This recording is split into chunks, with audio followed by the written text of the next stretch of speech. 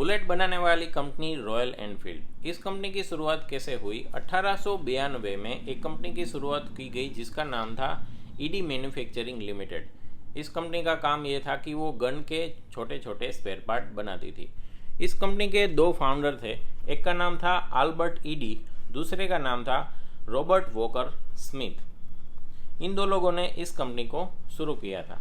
बाद में 4 साल के बाद इसी कंपनी में और एक कंपनी बनाई गई जिसका नाम था the new Enfield cycle company. इस कंपनी का काम ये था कि वो बाइसिकल बनाती थी, साइकिल बनाती थी और साइकिल के स्पेयर पार्ट भी बनाती थी। बाद में 1901 में इसी कंपनी ने साइकिल में इंजन को जोड़ के पहली मोटरसाइकिल बनाई। तब हमें मिली पहली रॉयल एनफील्ड की बाइक। ठीक है, साइकिल तो वो बनाते ही थे, उसमें इंजन को जोड़ दिया और वो इंजन है वो रॉयल एनफील्ड खुद नहीं बनाते थे, उसको लिया था एक मिनर्वा नाम की कंपनी से जिसका इंजन बनाने का काम था। बाद में 1903 में इस कंपनी ने 4 व्हील यानी कि कार भी बनाना शुरू किया था, लेकिन वो बिजनेस उसका खासा चला नहीं था तो उसको एक कंपनी को बेच दिया था। बाद में 1914 के बाद शुरू हुआ वर्ल्ड वॉर 1 और तभी ब्रिटिश गवर्नमेंट को कई सारी मोटरसाइकिल की ज़रूरत थी युद्ध में काम लेने के लिए। तो ब्रिटिश गवर्नमेंट ने रॉयल एनफील्ड को बोला कि आप हमें मोटरसाइकिल बना के दीजिए। तो युद्ध में इस्तेमाल करने के लायक कई सारी बाइक है वो रॉयल एनफील्ड ने बनाई। पहले विश्व युद्ध में रॉयल एनफील्ड ने 425 सीसी की बाइक बनाई थी और वो उनकी बहुत ही सक्सेसफुल रही थी और बहुत अच्छी चलती थी युद्ध में भी, और किसी भी टेरेन में वो अच्छे से काम परफॉर्मेंस देती थी। तो बाद में जब वर्ल्ड वॉर 2 हुआ तब भी ब्रिटिश गवर्नमेंट ने और भी ज़्यादा मोटरसाइकिल बनाने का कॉन्ट्रैक्ट रॉयल एनफील्ड को दे दिया। अब इंडिया में रॉयल एनफील्ड की एंट्री कब हुई? वो हुई थी 1949 में।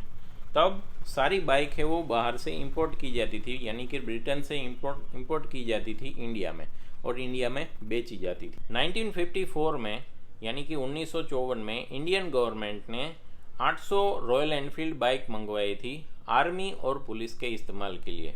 बाद में 1954 में एक कंपनी थी, इंडियन कंपनी मद्रास मोटर्स, उनको एक कॉन्ट्रैक्ट दिया गया कि आप इंडिया में रॉयल एनफील्ड को असेंबल करें।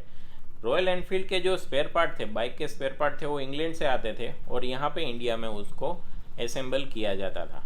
बाद में धीरे धीरे रॉयल एनफील्ड है वो इंडिया में बहुत ही पॉपुलर होने लगी। तो 1962 में सारे जो स्पेयर पार्ट थे वो इंडिया में ही बनाने लगी। कौन? मद्रास मोटर्स।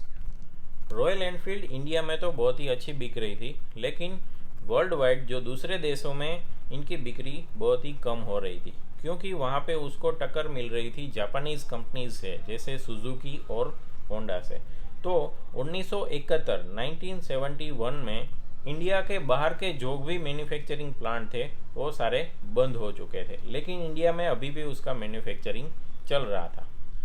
अब 1991 के बाद इंडिया में भी कई सारी जापानीज बाइक है वो आने लगी थी, इसलिए इंडिया में भी रॉयल एनफील्ड का दबदबा है वो कम होता जा रहा था। इसलिए इस कंपनी को बाद में बेच दिया गया आइसर मोटर को। अब आइसर मोटर भी एक कंपनी को बंद करने वाली थी, लेकिन 2000 के बाद इस कंपनी की कमान संभाली सिद्धार्थ लाल ने।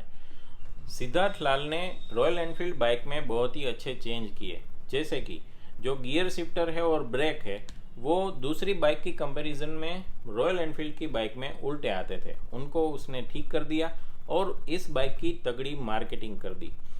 इन छोटे छोटे बदलाव और नए नए मॉडल को लाने के बाद रॉयल एनफील्ड की बिक्री है वो बढ़ती ही चली गई।